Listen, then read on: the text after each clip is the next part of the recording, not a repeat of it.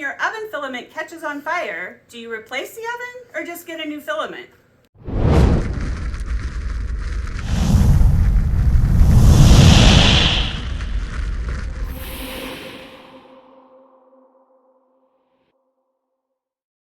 We did a little research, and this oven that's a gas cooktop and electric ovens is about $3,000. So I didn't have that in the budget for now. I decided that I could order another $50 element instead of a $3,000 oven. Welcome to the Warrior Woodshop Field trip. This is Mrs. Rodaway, and I'm here today because my oven caught on fire.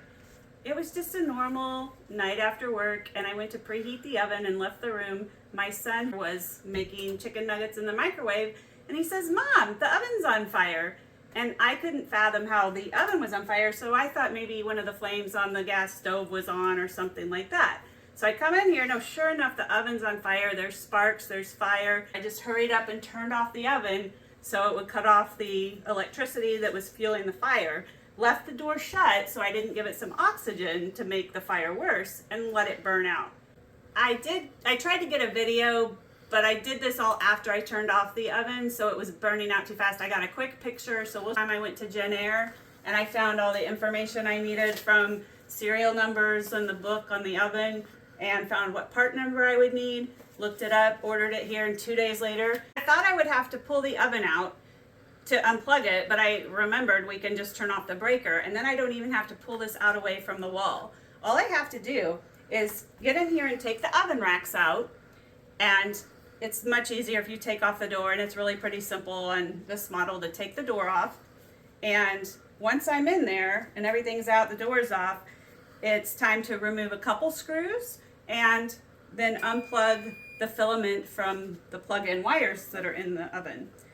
The key here is to not let those wires fall back in the oven, because I don't know where you'd find them again. It might be a pretty big deal. So I took some regular old clothespins and used them to hold the wires while I cleaned my oven, because hey, while everything's out, it's a great time to clean the oven with just a rag, and then I'll do a deep clean with the oven cleaner later.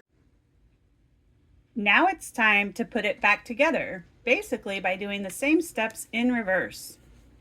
Set the new filament in the oven, reconnect the plugs as they were before, push the wires into the back of the oven, reinstall the screws, put the oven racks back in, don't forget to take out your flashlight.